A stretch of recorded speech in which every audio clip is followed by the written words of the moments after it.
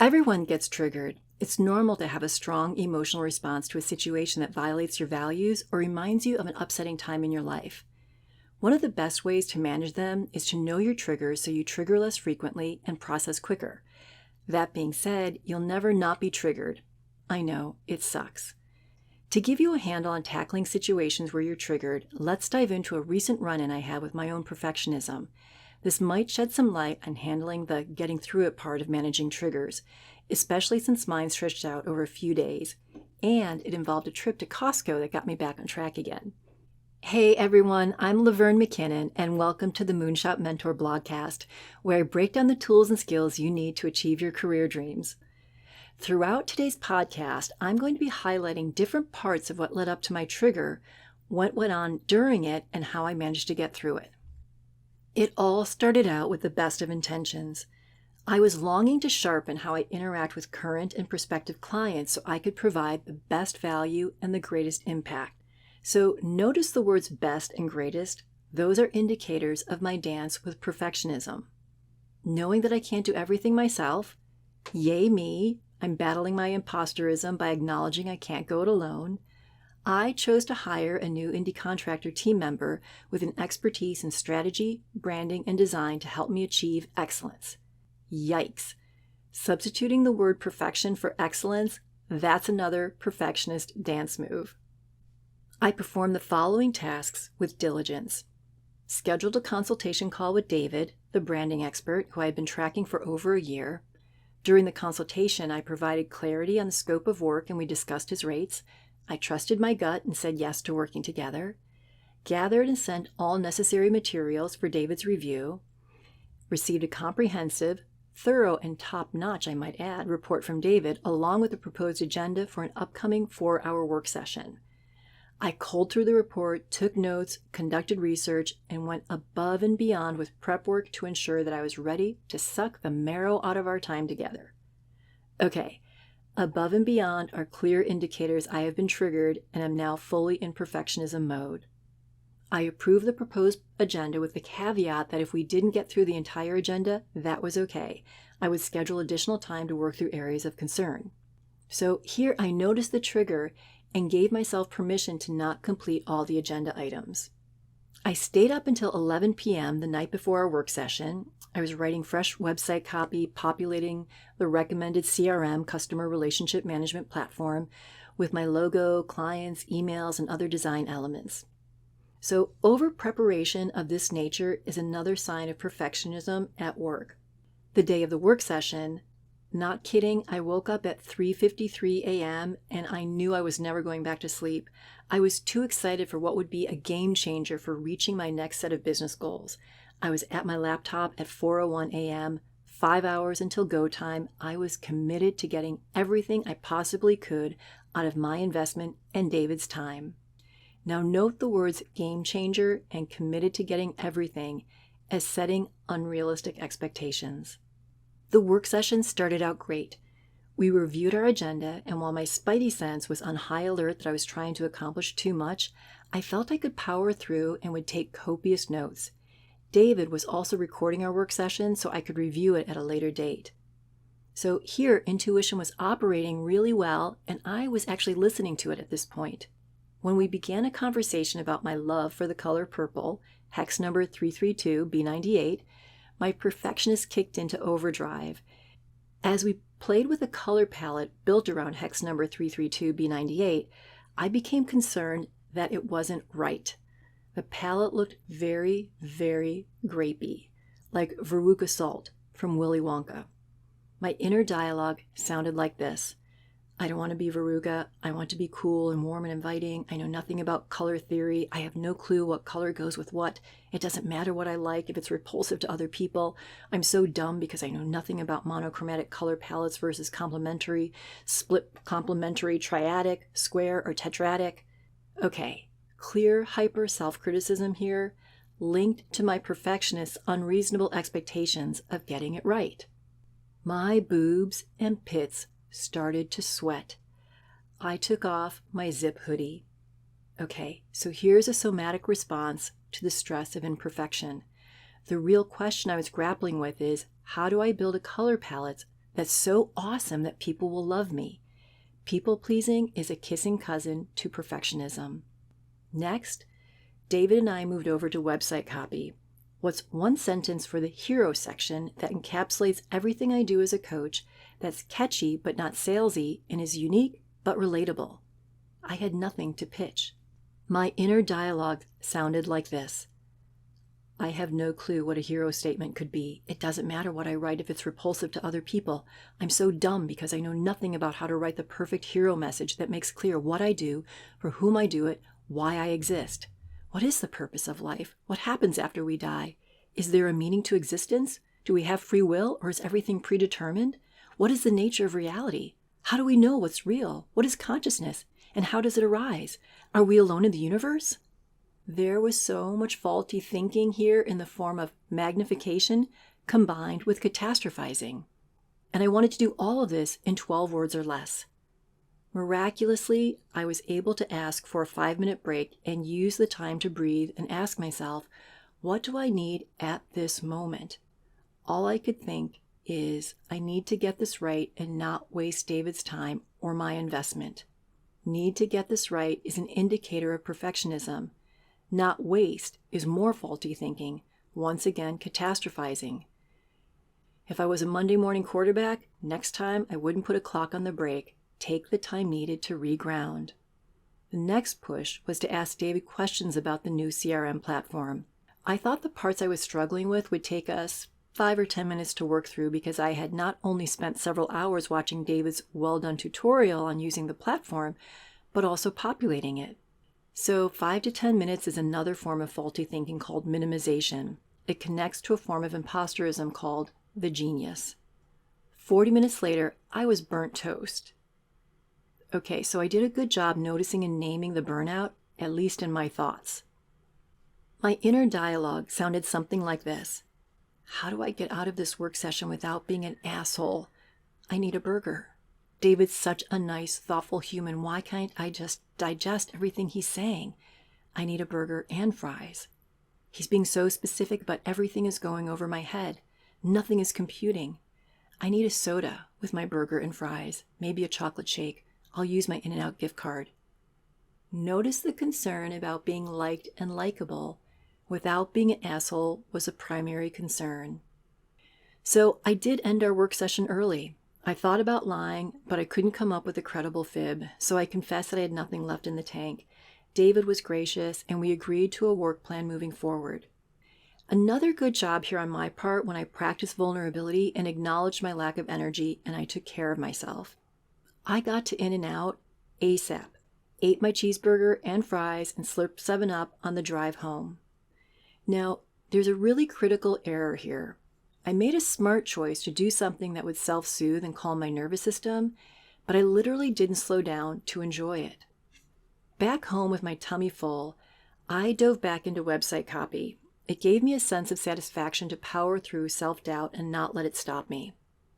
Okay, because I didn't give myself the space to enjoy the burger, I was not able to quell the dysregulation. I was checking off a self-care box and moving through steps I knew were the right things to do, but I didn't actually receive the compassion I was granting myself, so I was still really agitated. 6 hours later, I completed the copy rewrite and I went to bed exhausted. Here's the thing, I was in a manic phase of dodging the chokehold of self-loathing and hatred by doing. Early the next morning, I dove into the new version of Squarespace, 7.1. Okay, quick aside. For those of you who have built a website and used Squarespace, I'm sure you share my outrage. Squarespace doesn't allow for 7.0 sites or assets to be transferred over to 7.1. The 7.0 subscription plan does not transfer either, so a user must start a completely new subscription. I pushed through my frustration and didn't switch to a new platform because I'd already devoted so much time to learning Squarespace. Hashtag Squarespace sucks, hashtag double dipping, hashtag sunk cost fallacy. I spent an hour looking through the templates and chose one I thought might be a good fit. My copy was ready, I had my color palette, and I felt gritty. Note that I say gritty, not giddy. I was not happy. I was focused on getting it right because I felt imperfect from the previous day. Then came the laborious process of uploading photo assets. I multitasked and watched season 1 of Sweet Tooth. It's really lovely. Highly recommend both the show and multitasking while doing inane tasks. Then the shit hit the fan. All the copy I wrote, worked on with David, and rewrote didn't fit in the template. My inner dialogue sounded like this. This is a discovery process. This is a discovery process. This is a discovery process. This is a discovery process. This is a discovery process. Blah, blah, blah, blah. It was an attempt on my part to practice a new tool of allowing myself to learn and not have to get it right. It seemed the best strategic move was to pivot and work with a new template. And that's when the full meltdown occurred. Assets uploaded from one 7.1 template are not transferable to another 7.1 template. I would need to upload all the photos into the new template from scratch, which originally took me 3 episodes of Sweet Tooth to complete. Hashtag Squarespace really sucks. The despair I felt was an 11 on a scale of 1 to 10. Okay, that was catastrophizing. My body could no longer hold it together. Shoulders slumped, jaw locked, silent tears, 1,000 pounds of suffocating black sheetrock expanding into my chest. Okay, that's actually not catastrophizing. That's noticing and naming the somatic response to distress. It's actually a grounding tool. It felt like I had wasted my life. That's catastrophizing. I had nothing to show for all of my conscientious effort. That's more catastrophizing. That slippery slope I had started on was now a full-blown spiral into the dark depths. Another quick aside. I frequently coach my clients to break the pattern when the spiral starts. Do something completely out of the ordinary. For one client, she has a bottle of rose toner in her refrigerator and she'll spray a cool mist on her face. Another client has an emergency playlist of favorite songs. Each of these tools helps to slow down the spiral enough to be able to ask the critical question, what do I need at this moment?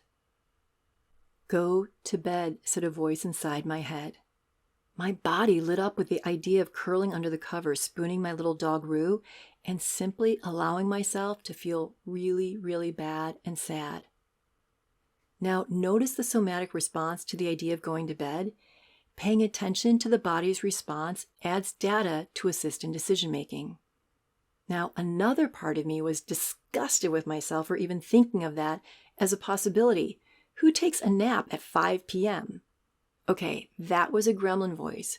And remember that gremlins always show up when you're onto something good. Go to bed, said the voice again. I knew it was what I needed at that moment. I broke my pattern of continuing to work through the pain and went to bed. It was wildly uncomfortable to experience tenderness from myself. I drifted off to sleep with Rue. When I woke up the next morning, I still felt emotionally wobbly and could hear the whispers of the gremlin voices. You're nothing because you can't master copywriting, Squarespace, design, color palettes, or a CRM platform. So I did do a good job of noticing and naming the gremlin voice. I was able to ask myself, what do I need at this moment? I'm going to pat myself on the back again here because I was slowing things down to check in. My first thought was I should exercise. I was able to catch the should, and I knew the suggestion came from a gremlin as much as I do love Orange Theory Fitness. Now was not the right time for a hard workout. Instead, I went to CostCo. I truly enjoy strolling the aisles and looking at all the merchandise, baked goods, butcher section, etc., etc. I like chatting with the product experts as they provide samples. I find the customers delightful as they come across bargains. 12 croissants for $6? Yippee! I love the efficiency of how the floor is laid out. I know it's crazy, but Costco is soothing to me. And I'm going to pat myself on the back again here because I know what feels good and I gave it to myself. As I looked at a box of Rastelli's ABF 42 burger variety pack, Wagyu, Angus, short rib, dried aged, for $159.99, it really struck me how buying in bulk could both cost a lot and save a lot. And that's how Costco brought me back to sanity. This paradox of two conflicting truths unraveled my flawed perfectionist thinking. Buying in bulk both costs a lot and saves a lot. Light cracked through the 1,000 pounds of suffocating black sheetrock in my chest. My jaw unlocked. I could breathe easier. I was able to see the truth. I am struggling, and I am competent.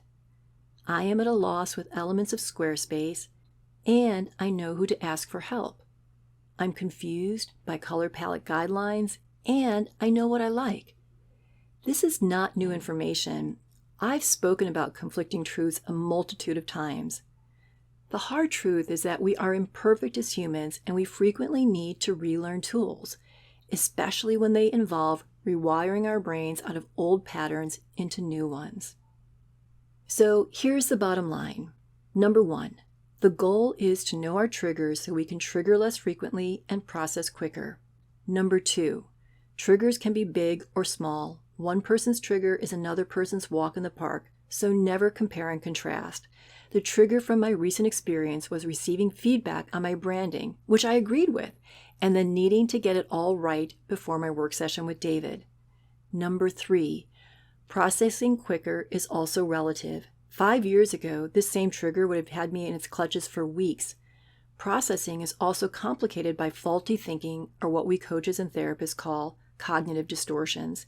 It's helpful to notice and name flaws in your thinking without judgment. That way you can ask, what's the truth? Where is the data to support the idea that I've wasted my life? Number 4, gremlins are those voices that are designed to slow and stop us from meeting our potential. They show up when we're onto something good. So when the idea of resting and going back to bed popped into my head, my gremlin had its sticky, judgy fingers all over it. Number 5, listen to your body. It has a lot of great information and can give you clues on what you need. Number 6, slowing everything down by giving yourself a break and really taking one will give you space to ask, what do I need at this moment? We're not looking to solve world peace here. We're looking for one small baby step to help calm the nervous system. It could be a cool mist, a favorite song, a burger, a nap, a trip to Costco. Clearly for me, I had to ask what I needed at that moment several times over the course of a few days to get my center back. Number 7, specifically for me and hopefully helpful to you, the tool of conflicting truths gets me out of my spiral. I can be wise and know nothing. It's wonderfully freeing. So I've got a question for you. What are you currently struggling with? Ask yourself what you need. Then pause. Take a deep breath. Ask yourself again what you need at this moment. If there's a should in there, question whether the suggestion is coming from a gremlin. Remember, when you're breaking patterns that no longer serve you, grant yourself compassion for how difficult it is to do so. I'd love to hear your thoughts. Drop me a comment or chat with me on Substack. If you enjoy what you hear, I would so appreciate if you could subscribe and share. I'm a reader and listener supported publication, so every subscribe and every share means a lot to me. Thanks so much. Talk to you next week.